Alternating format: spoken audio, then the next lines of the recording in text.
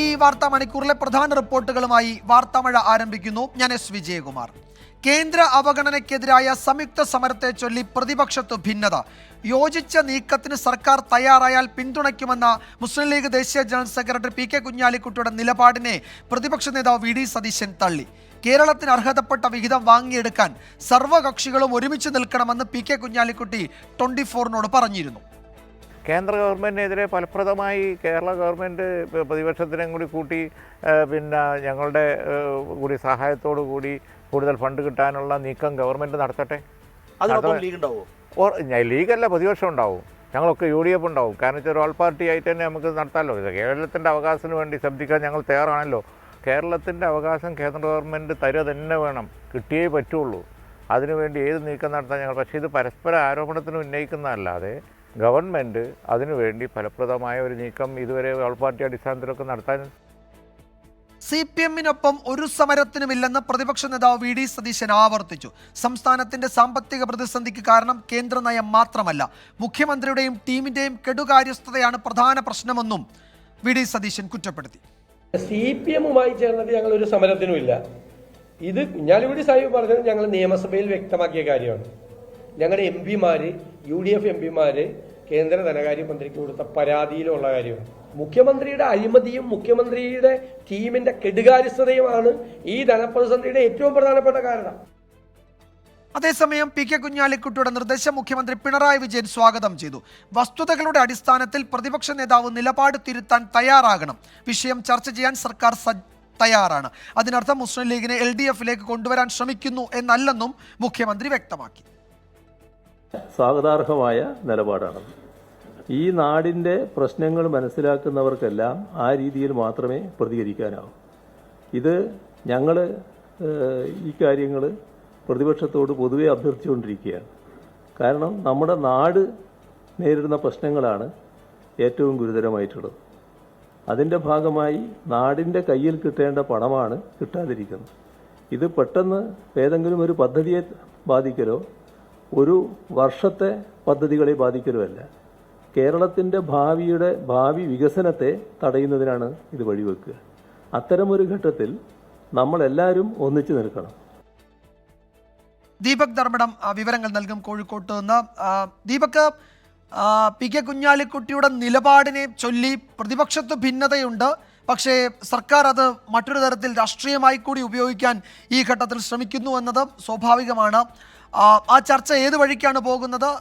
പ്രതിപക്ഷ നേതാവ് പറഞ്ഞത്, പി കെ കുഞ്ഞാലിക്കുട്ടി പറഞ്ഞത് നിയമസഭയിൽ പ്രതിപക്ഷം സ്വീകരിച്ച നിലപാടാണ്, അതിനപ്പുറമൊന്നുമില്ല. CPM-മായി യോജിച്ച പ്രക്ഷോഭത്തിനില്ലെന്ന പ്രതിപക്ഷ നിലപാട് പ്രതിപക്ഷ നേതാവ് ആവർത്തിക്കുന്നു. ഇതിലെ വൈരുദ്ധ്യം സർക്കാർ അത് ഏറ്റെടുക്കുന്നതൊക്കെ കാണുന്നുണ്ട്. ഏത് വഴിക്കാണ് ഈ ചർച്ച പോകുന്നത്? കുഞ്ഞാലിക്കുട്ടിയുടെ വെളിപ്പെടുത്തൽ ഇപ്പോഴത്തെ ഒരു രാഷ്ട്രീയ സാഹചര്യത്തിൽ എത്രത്തോളം പ്രസക്തമാണ്?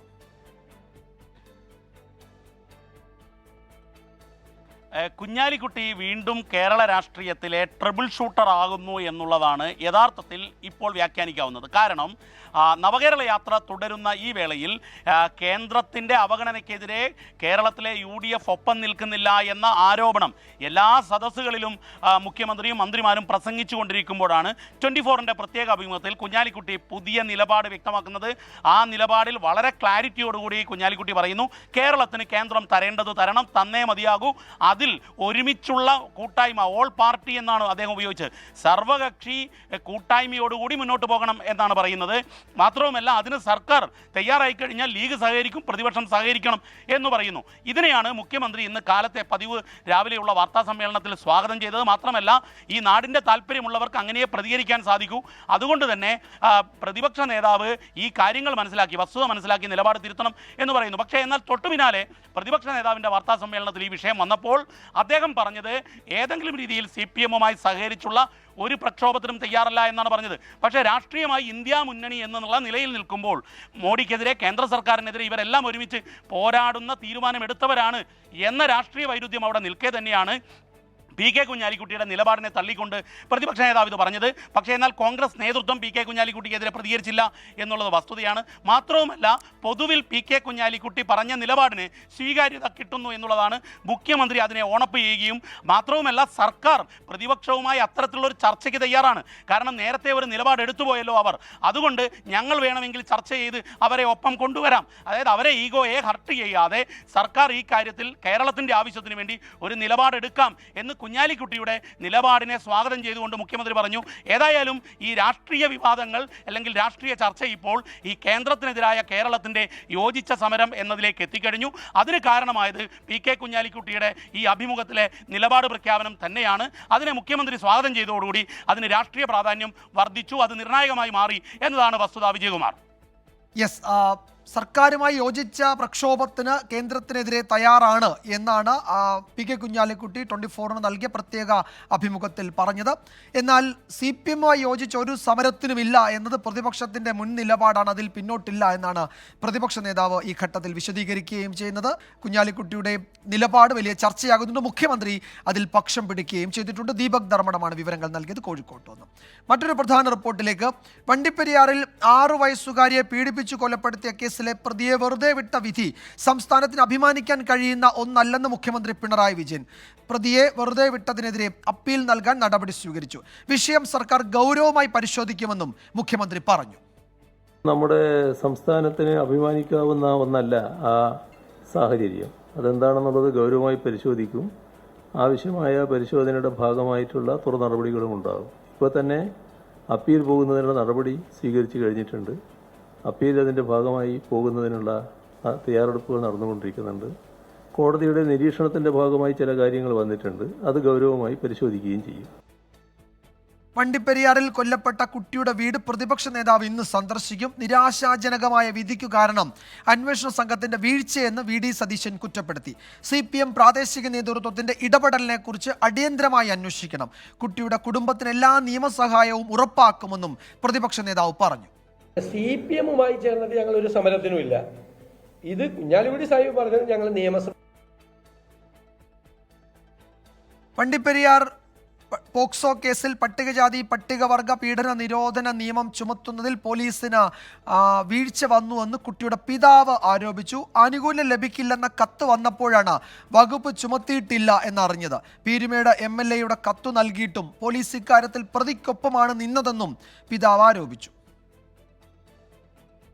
പോലീസുകാർക്ക് അന്വേഷണത്തിൽ വീഴ്ച വരുത്തി എന്ന് പറഞ്ഞു കഴിഞ്ഞാൽ നമ്മൾ SC ആണെന്നും അവൻ OBC ആണെന്നുള്ള കാര്യങ്ങൾ അവർ മനസ്സിലാക്കാതെ വിട്ടുപോയി. ജില്ലാ ഓഫീസിൽ നിന്ന് എനിക്കൊരു കത്ത് വരുമ്പോഴാണ് നിങ്ങൾക്ക് ആനുകൂല്യം കിട്ടുകയില്ല, അത് അട്രോസിറ്റി അതിൻ്റെ അകത്ത് ഉൾപ്പെടുത്തിയിട്ടില്ല, ഇങ്ങനൊരു ആക്ട് ഇടാനുള്ളതും അവർ ഇട്ടിട്ടില്ല എന്നുള്ള കാര്യങ്ങളും ഞാൻ അറിയുന്നത്. അതിനുശേഷം ഞാൻ DYSPക്ക് കംപ്ലയിൻറ്റ് കൊടുത്തു. അദ്ദേഹം പറയുന്നത് CAയുടെ അടുത്ത് പറഞ്ഞിട്ടുണ്ട് അവിടെ പോയാൽ മതിയെന്ന്.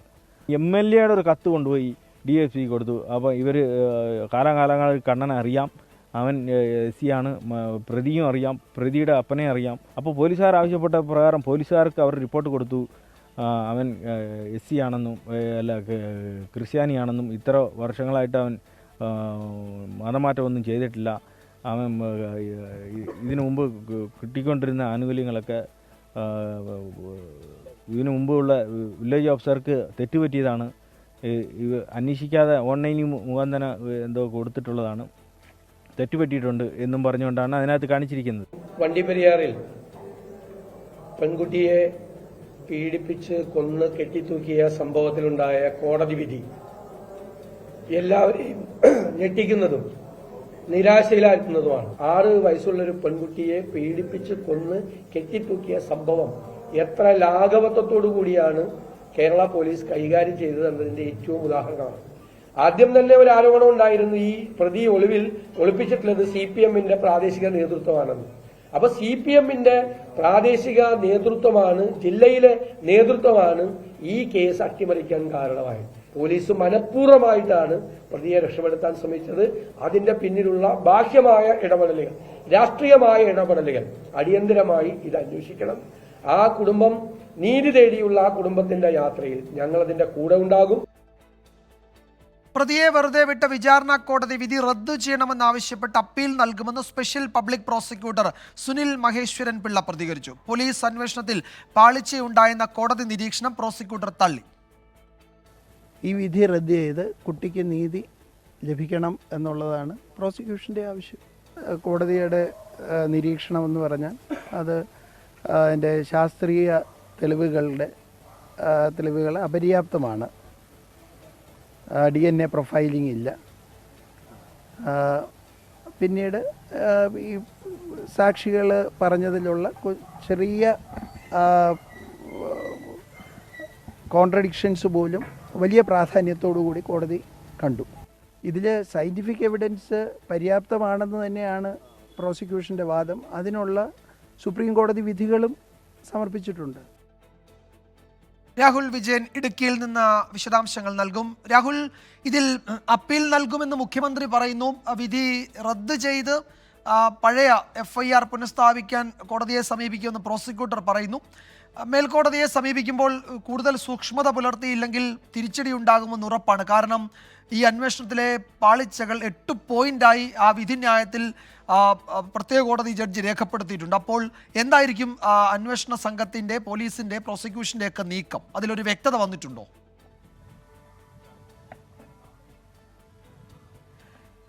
വിജയകുമാർ, ഇപ്പോഴും ഈ കേസുമായി ബന്ധപ്പെട്ട് പ്രോസിക്യൂഷനും അതുപോലെ തന്നെ ഈ അന്വേഷണ ഉദ്യോഗസ്ഥനും പറയുന്നത് കൃത്യമായ തെളിവുകൾ അവർ ശേഖരിച്ചിരുന്നു. ഇതുമായി ബന്ധപ്പെട്ട കൃത്യമായ അന്വേഷണം തന്നെയാണ് നടത്തിയിരുന്നത്. കോടതിയിൽ കൊടുത്ത തെളിവുകൾ പര്യാപ്തമായിരുന്നു. പക്ഷേ അത് കോടതി പരിഗണിക്കാതെ പോയത് എന്തുകൊണ്ടാണ് എന്നുള്ളതാണ് വലിയ ചോദ്യം. അതുകൊണ്ട് തന്നെയാണ് മേൽക്കോടതിയെ സമീപിക്കാനുള്ള നടപടികൾ വളരെ വേഗത്തിലാക്കാൻ പോകുന്നത് എന്നുമാണ് ഈ പ്രോസിക്യൂട്ടർ തന്നെ ഇന്ന് രാവിലെ നമ്മളോട് വ്യക്തമാക്കുകയും ചെയ്തത്. ഇതിൽ കൃത്യമായിട്ട് 9 കാര്യങ്ങൾ ഈ വിധി പ്രസ്താവത്തിൽ കോടതി പറഞ്ഞിട്ടുണ്ട്. പോലീസിന്റെ ഭാഗത്തു നിന്നുണ്ടായ വീഴ്ചകളെ കോടതി കൃത്യമായി പറഞ്ഞിട്ടുണ്ട്. പക്ഷേ അതൊക്കെ തെറ്റാണ്, അല്ലെങ്കിൽ ആ നിരീക്ഷണം ശരിയല്ല എന്നാണ് പ്രോസിക്യൂഷനും പോലീസും പറഞ്ഞിരിക്കുന്നത്. 100% ഈ അർജുൻ തന്നെയാണ് പ്രതി എന്ന് വീണ്ടും ഇവർ ആവർത്തിക്കുകയാണ്. മാത്രമല്ല പല കാര്യങ്ങളിലും വ്യക്തതക്കുറവുണ്ട് എന്ന് കോടതി പറയുമ്പോഴും അതിനെയൊക്കെ ന്യായീകരിക്കാനും ഇവർ മടി കാണിച്ചില്ല എന്നുള്ളതാണ് ഏറ്റവും പ്രധാനപ്പെട്ട കാര്യം. ഈ പോലീസ് അന്വേഷണ ഉദ്യോഗസ്ഥൻ 2ാമത്തെ ദിവസമാണ് ഈ സംഭവ സ്ഥലത്ത് എത്തിയത് എന്നതടക്കമുള്ള കാര്യങ്ങൾ കോടതിയുടെ ഭാഗത്തു നിന്ന് വിമർശനത്തിൽ ഉണ്ടായിരുന്നു. പക്ഷേ അതിലുള്ള ന്യായീകരണം അല്ലെങ്കിൽ അതിലുള്ളൊരു വിശദീകരണമായി പ്രോസിക്യൂട്ടറും അന്വേഷണ ഉദ്യോഗസ്ഥനും പറഞ്ഞത് ഈ കേസ് ആദ്യ ദിവസങ്ങളിൽ, അതായത് ആദ്യത്തെയും 2ാമത്തെയും ദിവസം ഇത് ഒരു സ്വാഭാവിക മരണമാണ്, കഴുത്തിൽ ഷാൾ കുരുങ്ങിയുണ്ടായ ഒരു മരണം അങ്ങനെയാണ് കരുതിയിരുന്നത്. പക്ഷേ പിന്നീടാണ് ഇതൊരു കൊലപാതകമാണെന്നും ബലാത്സംഗ കൊലപാതകമാണെന്നും ഉള്ളൊരു മട്ടിലേക്ക് മാറിയത്. അപ്പോഴാണ് ഇത് CIയുടെ അന്വേഷണ പരിധിയിലേക്ക് വരുന്നത്. അതുവരെ ഇത് SI ആണ് നോക്കിയിരുന്നത്. അതുകൊണ്ട് മാത്രമാണ് ഈ അന്വേഷണ ഉദ്യോഗസ്ഥനായ CI 2ാമത്തെ ദിവസം എത്തി എന്ന് പറയാനുള്ളൊരു സാഹചര്യം ഉണ്ടായത്. മാത്രമല്ല ഈ അന്വേഷണ ഉദ്യോഗസ്ഥൻ വന്നപ്പോൾ ഈ ഉദ്യോഗസ്ഥന്റെ കൂടെ ഫോറൻസിക് വിദഗ്ധരും ഫോട്ടോഗ്രാഫറും അതുപോലെ തന്നെ ഇതുമായി ബന്ധപ്പെട്ടുള്ള എല്ലാ തരത്തിലുള്ള സജ്ജീകരണങ്ങളുമായിട്ടാണ് എത്തിയത് എന്നുള്ളതാണ് പറയുന്നത്. ഈ വീട്ടുകാർക്കും ഈ പോലീസിൻ്റെ അന്വേഷണത്തിലോ അല്ലെങ്കിൽ ഈ തെളിവുകൾ ശേഖരിച്ചതിലോ യാതൊരു തരത്തിലുള്ള സംശയമോ അല്ലെങ്കിൽ വീഴ്ച പറ്റിയെന്നോ ഇവർ പറയുന്നുമില്ല. ഇതിൽ ആകെ ഒരു ആരോപണമായി ഈ കുട്ടിയുടെ കുടുംബം പറയുന്നത് ഈ വിചാരണ സമയത്ത് ഇവനെതിരെ ഈ അർജുനെതിരെ SC/ST പീഡന നിരോധന നിയമം അത് ചേർത്തിരുന്നില്ല. അത് ചേർക്കണമെന്ന് ആവശ്യപ്പെട്ടുകൊണ്ട്, ആ വകുപ്പ് കൂടി ചേർക്കണമെന്ന് ആവശ്യപ്പെട്ടുകൊണ്ട് ഈ കുട്ടിയുടെ കുടുംബം പോലീസിനെയും ഹൈക്കോടതിയെ വരെ സമീപിച്ചിരുന്നു. പക്ഷേ അത് തള്ളിക്കളയുകയായിരുന്നു. ഈ SC വിഭാഗത്തിൽപ്പെട്ട ആളാണ് അർജുൻ എന്ന് തന്നെ കണ്ടെത്തിക്കൊണ്ടായിരുന്നു അത്തരമൊരു നടപടി. രാഹുൽ തുടരുക. ഇപ്പോൾ KPCC അധ്യക്ഷൻ ഈ വിഷയത്തിൽ പ്രതികരിക്കുന്നുണ്ട്. അദ്ദേഹത്തിന്റെ വാർത്താ സമ്മേളനത്തിലേക്ക് നമുക്ക് പോകാം. ഇവിടെ പ്രതിയെ രക്ഷിക്കാൻ ശ്രമിച്ച കേരളത്തിലെ പോലീസിന്റെ കഴിവുകെട്ട നെറികെട്ട പ്രവർത്തന ശൈലിയെക്കുറിച്ചാണ് എൻ്റെ ആക്ഷേപം. DYFI ആണ് പയ്യൻ, പ്രതി DYFI ആണ്. ആ തുടക്കം മുതൽ ആദ്യം തന്നെ ആ കേസ് സംഭവം ഉണ്ടായ ആരംഭത്തിൽ തന്നെ അത് സപ്രസ് ചെയ്യാൻ ശ്രമിച്ചതാണ്. എല്ലാ തെളിവുകളുമുണ്ട്, ഒന്നുമില്ലെന്ന് പറഞ്ഞത് അത് ഒതുക്കാൻ വേണ്ടി ശ്രമിച്ചതാണ്. ആ ശ്രമം പാളിയപ്പോൾ അതിൽ നിന്ന് പിന്നെ പോലീസിനെ കൊണ്ട് എന്തെല്ലാം ചെയ്യിക്കാൻ സാധിക്കുമോ എല്ലാം ചെയ്തു. എല്ലാ ആളുകൾക്കും സുവ്യക്തമായ, എല്ലാ ആളുകൾക്കും ബോധ്യപ്പെട്ട ഒരു കേസിൻ്റെ അകത്ത് കൊല്ലപ്പെട്ടത് തൂക്കിക്കൊന്ന്, കടുത്ത് ഞെക്കിക്കൊന്ന് തൂക്കിയതാണ് എന്ന് കോടതി പോസ്റ്റ്മോർട്ടം റിപ്പോർട്ടിൽ പോലും പറഞ്ഞിട്ടും അതിൻ്റെ തെളിവ് ഹാജരാക്കാൻ പോലീസിന് സാധിച്ചില്ല എന്ന് പറഞ്ഞാൽ ആ പോലീസ് ഉദ്യോഗസ്ഥനെതിരെ കേസെടുത്ത് അദ്ദേഹത്തെ ശിക്ഷിച്ച് കൽത്തുറുങ്കിൽ അടക്കണം. നീതി നടപ്പിലാക്കാൻ ബാധ്യതപ്പെട്ട ഒരു ഉദ്യോഗസ്ഥൻ ഇതുപോലെ നെറികേട് കാണിച്ച് രാഷ്ട്രീയത്തിന്റെ പേരിൽ ഡിവൈഎഫ്ഐക്കാരനെ സംരക്ഷിക്കാൻ മുകളിൽ നിന്നുള്ള നിർദ്ദേശം പ്രാവർത്തികമാക്കിയ ആ പോലീസ് ഉദ്യോഗസ്ഥന്റെ പേരിൽ കേസെടുത്ത് അദ്ദേഹത്തെ ജയിലിലടക്കണം എന്നതാണ് ഞങ്ങളൊക്കെ ആവശ്യപ്പെടുന്ന പൊതു ആവശ്യം. സുരക്ഷാ വീഴ്ചയിലെ പ്രതിപക്ഷ പ്രതിഷേധത്തിൽ പാർലമെന്റ് ഇന്നും സ്തംഭിച്ചു. ഇരുസഭകളും 2 മണിവരെ നിർത്തിവെച്ചു. പാസ് നൽകിയ BJP MPയെ പുറത്താക്കണമെന്നാവശ്യപ്പെട്ട് പ്രതിപക്ഷം പ്രതിഷേധം ശക്തമാക്കി. സുരക്ഷാ വീഴ്ചയിൽ പ്രധാനമന്ത്രിയോ ആഭ്യന്തരമന്ത്രിയോ നേരിട്ട് വിശദീകരണം നൽകണമെന്നും പ്രതിപക്ഷം ആവശ്യപ്പെട്ടു. അതിനിടെ പാർലമെന്റ് അതിക്രമ കേസിൽ 2 രാജസ്ഥാൻ സ്വദേശികളെ കൂടി കസ്റ്റഡിയിലെടുത്തു. മുഖ്യ സൂത്രധാരൻ ലളിത് ഷാ ഇന്നലെ കീഴടങ്ങിയിരുന്നു. ബൽറാം നെടുങ്ങാടി ഡൽഹിയിൽ നിന്ന് കൂടുതൽ വിവരങ്ങൾ നൽകും. ബൽറാം, പാർലമെന്റ് സമ്മേളിക്കുന്നതിനിടെയാണ് ഈ വിഷയത്തിൽ പാർലമെന്റിന് പുറത്തൊരു മാധ്യമത്തിൽ ഒരു സ്വകാര്യ ചാനലിൽ ആഭ്യന്തരമന്ത്രി ഒരു വിശദീകരണം നൽകുന്നത്. പ്രതിപക്ഷം പാർലമെന്റിൽ ലോക്സഭയിൽ അതിൽ വിശദീകരണം ആവശ്യപ്പെടുമ്പോഴാണ് ആഭ്യന്തരമന്ത്രി ഒരു വാർത്താ ചാനലിന് ഒരു അഭിമുഖം നൽകുകയും ഇക്കാര്യത്തിൽ വിശദീകരണം നടത്തുകയും ഒക്കെ ചെയ്യുന്നത്. എന്താണ് പ്രതിപക്ഷ നിലപാട്? കേന്ദ്രം ഏതെങ്കിലും ഒരു വിശദീകരണം നൽകി പ്രതിസന്ധി പരിഹരിക്കാൻ ഇടപെടൽ നടത്താൻ സാധ്യതയുണ്ടോ?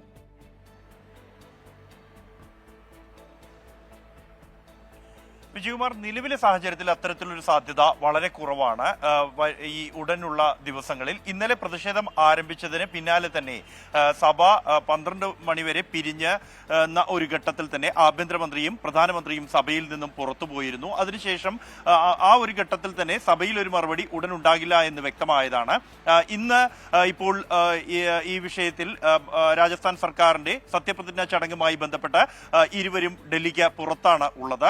അതുകൊണ്ട് തന്നെ ഉടൻ ഒരു മറുപടി ഉണ്ടാകില്ല. എന്നാൽ പ്രതിപക്ഷം ഈ ആവശ്യം ഉന്നയിച്ചുള്ള പ്രതിഷേധം ശക്തമാക്കാനുള്ള തീരുമാനത്തിൽ തന്നെയാണ്. ഇന്നും കഴിഞ്ഞ ഇതിന് സമാനമായി സഭ നിർത്തിവെച്ച വിഷയം ചർച്ച ചെയ്യണമെന്നാവശ്യപ്പെട്ടുള്ള അടിയന്തര പ്രമേയ നോട്ടീസുകൾ സഭയിൽ നൽകിയിരുന്നു. ഒപ്പം തന്നെ കഴിഞ്ഞ ദിവസം ലോക്സഭയിൽ നിന്നും 13 അംഗങ്ങളെ സസ്പെൻഡ് ചെയ്ത നടപടി അത് അവരുടെ അവകാശ ലംഘനമാണെന്നും വിഷയം ചർച്ച ചെയ്യണമെന്നും ആവശ്യപ്പെട്ട് കൊടിക്കുന്നിൽ സുരേഷ് MP അടക്കമുള്ളവർ ഇന്നും അടിയന്തര പ്രമേയത്തിന് നോട്ടീസ് നൽകിയിട്ടുണ്ട്. ഇതൊന്നും അംഗീകരിക്കാൻ തയ്യാറല്ല എന്ന് തന്നെയാണ് ഭരണപക്ഷത്തിന്റെ ഒരു നിലപാട്. സ്പീക്കർ അതുകൊണ്ട് തന്നെ ഇത് അംഗീകരിക്കാൻ തയ്യാറായില്ല. തുടർന്ന് പ്രതിപക്ഷ പ്രതിഷേധം കഴിഞ്ഞ ദിവസത്തിന് സമാനമായി തുടരുകയായിരുന്നു. സഭ പിരിഞ്ഞു. നടുത്തളത്തിൽ ഇറങ്ങിയുള്ള പ്രതിഷേധം തന്നെയാണ് ഇന്നും തുടരുന്നത്. പുറത്താക്കപ്പെട്ട അല്ലെങ്കിൽ സസ്പെൻഡ് ചെയ്യപ്പെട്ട MP-മാരുടെ നേതൃത്വത്തിൽ ഗാന്ധി പ്രതിമയ്ക്ക് മുന്നിലും സഭാ കവാടത്തിലും പ്രതിഷേധമുണ്ടായി. ഈ പ്രതിഷേധം കൂടുതൽ വ്യാപിപ്പിക്കുക എന്നുള്ളത് തന്നെയാണ് നിലവിൽ സർക്കാർ ശരി ബൽറാം, എന്തായാലും പ്രതിപക്ഷം നിലപാടിൽ ഉറച്ചു നിൽക്കുകയാണ്. കേന്ദ്ര സർക്കാർ വിശദീകരിക്കണം. ആരോപണ വിധേയനായ പാസ് നൽകിയ BJP MPയെ പുറത്താക്കണം. അങ്ങനെ ആവശ്യങ്ങൾ അധികമുണ്ട്. കേന്ദ്ര സർക്കാർ ഇതുവരെ അതിനോട് പ്രതികരിച്ചിട്ടില്ല. പ്രസ്താവനയ്ക്കും തയ്യാറല്ല. 2 മണിവരെ ഇരുസഭകളും നിർത്തിവെച്ചിരിക്കുകയാണ്. ഈ റിപ്പോർട്ടോടെ വാർത്താമഴ അവസാനിക്കുന്നു.